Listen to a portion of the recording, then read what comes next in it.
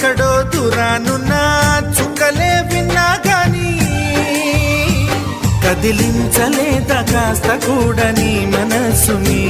పరదాలు దాటి ఒక్కసారి పలకరించవేమి